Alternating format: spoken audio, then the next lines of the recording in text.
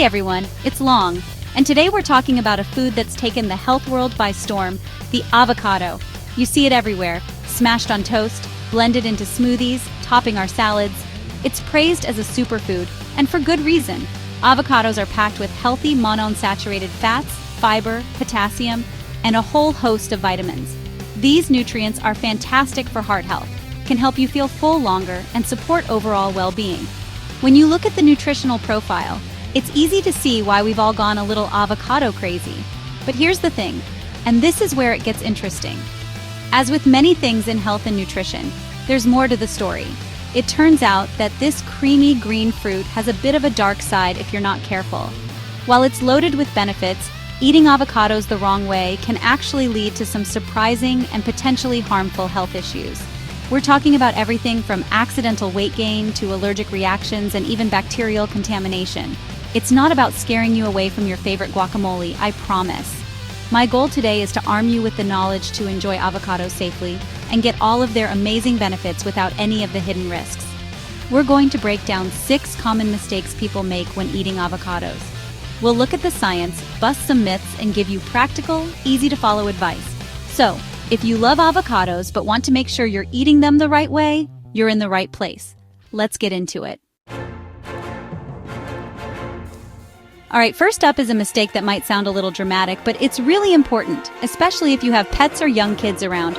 We're talking about persin toxicity. Now, what is persin? It's a fungicidal toxin, a natural compound that the avocado plant produces to protect itself from fungal diseases. It's found in the highest concentrations in the leaves, the bark, the skin, and even the seed or pit of the avocado. While the flesh of the avocado that we all love to eat contains very low, generally safe amounts for humans, the other parts are a different story. For most healthy adults, accidentally ingesting a tiny bit of skin or seed isn't likely to cause a major issue, though it could lead to some stomach upset. However, the real danger lies with our animal friends. Birds, rabbits, horses, and even dogs and cats can be highly sensitive to persin. For them, ingesting these parts of the avocado plant can lead to serious health problems like respiratory distress, fluid accumulation, and in severe cases, it can even be fatal. This is why you should never, ever give these parts of the avocado to your pets as a treat or a toy. So, the takeaway here is simple and crucial. Only eat the flesh of the avocado. When you're preparing one, make sure to discard the skin in the pit properly and safely, keeping them well out of reach of curious pets and small children who might not know any better. It's a basic food safety step that ensures you're only getting the good stuff from the avocado while avoiding a completely preventable and potentially tragic accident in your home. Think of the avocado flesh as the delicious safe zone. Let's talk about a mistake that is incredibly common and can sneak up on you, overdoing it on the portion size. We hear healthy fats, and our brains often translate that to eat as much as you want. But that's a classic health halo effect. Avocados are indeed rich in heart-healthy monounsaturated fats, which are great for you. However, fats are the most calorie-dense macronutrient. 1 gram of fat has 9 calories, compared to 4 calories per gram for carbs and protein. A single medium-sized avocado can pack anywhere from 250 to over 300 calories. Now, those calories come bundled with amazing nutrients like fiber and potassium, which is fantastic. But at the end of the day, calories are still calories. If you're regularly eating a whole avocado with your breakfast, then adding another half to your salad at lunch, those calories add up very quickly. Without realizing it, you could be consuming an extra 400 to 500 calories per day, which over time can absolutely contribute to weight gain.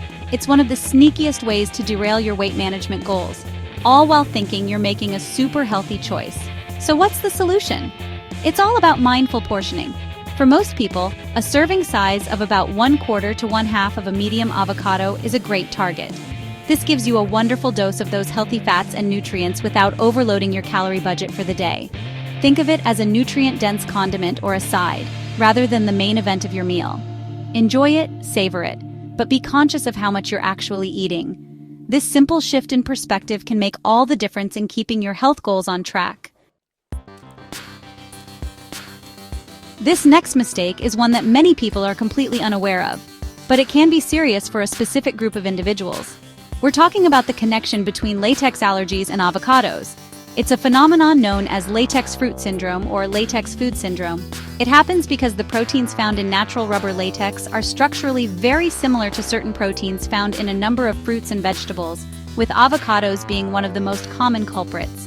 Other foods involved can include bananas, kiwis, and chestnuts. What this means is that if your immune system is sensitized to react to latex, it might get confused and trigger an allergic reaction when it encounters these similar-looking proteins in an avocado. For someone with a known latex allergy, eating an avocado could cause a range of symptoms.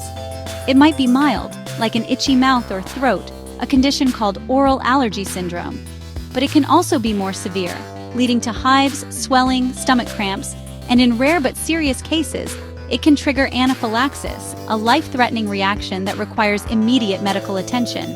So if you know you have a latex allergy, you need to be extremely cautious with avocados. It doesn't mean you'll definitely react, as sensitivity varies, but the risk is there. The best course of action is to speak with your doctor or an allergist. They can help you understand your specific risk and may recommend testing before you decide to include avocados in your diet. It's a perfect example of how one person's superfood can be another person's allergen, and why personalized health advice is so important.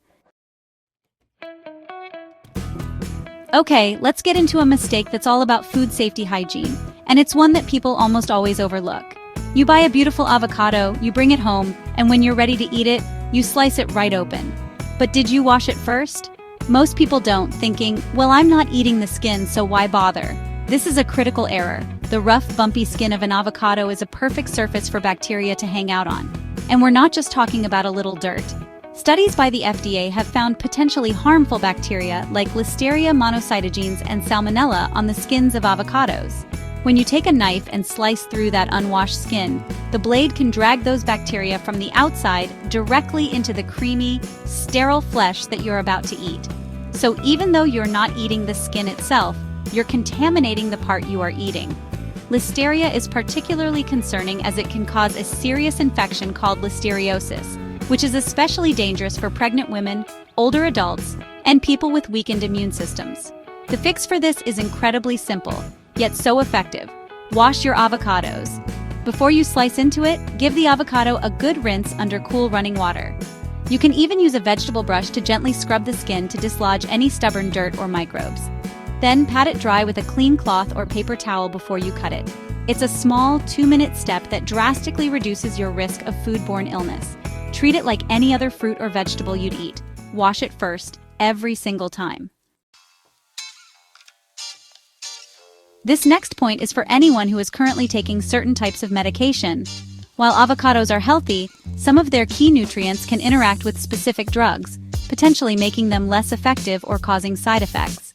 One of the biggest culprits here is vitamin K. Avocados are a good source of it, and vitamin K plays a crucial role in blood clotting. This is a problem if you're taking blood-thinning medications like warfarin, also known as Coumadin. These drugs work by reducing the effect of vitamin K.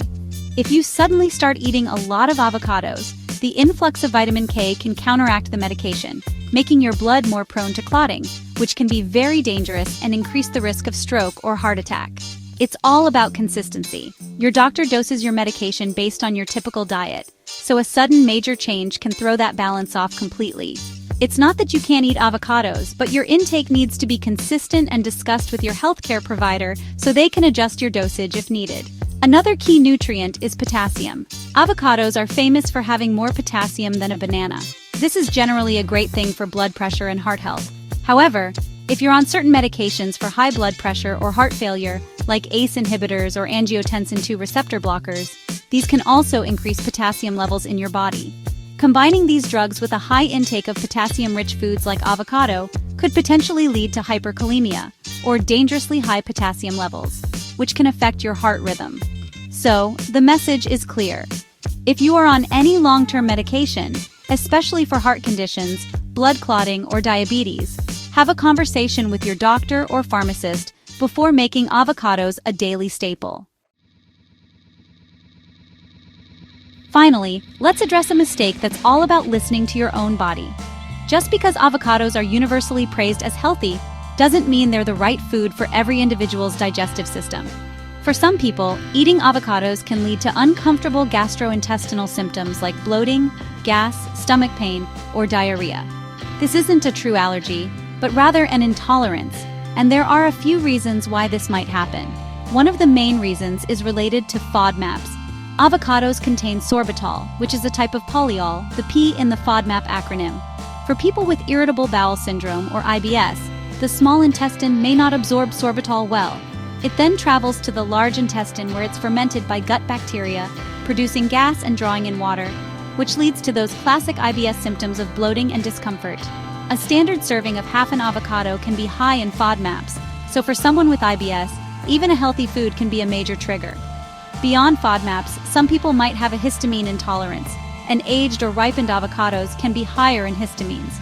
For others, particularly as we get older, our digestive systems can become less efficient at breaking down high-fat foods, and the richness of an avocado can just feel heavy and lead to indigestion. The key here is to pay attention to how you feel after you eat. If you notice a pattern of discomfort after eating avocados, it might be a sign that they don't agree with you. You can try starting with a much smaller portion, like 1/8 of an avocado, and see how you tolerate it before writing them off completely. So there you have it. 6 common but avoidable mistakes that can turn a superfood into a source of health problems. Let's do a quick recap of how to enjoy avocados safely. First, be mindful of your portions to keep calories in check. 1/4 to 1/2 is a great guideline. Second, always wash the skin thoroughly before you cut into it to prevent bacterial contamination. Third, remember that only the flesh is for eating. Keep the pit, skin, and leaves away from pets and children due to person. And finally, always consider your own personal health landscape. It's so important to be your own health advocate.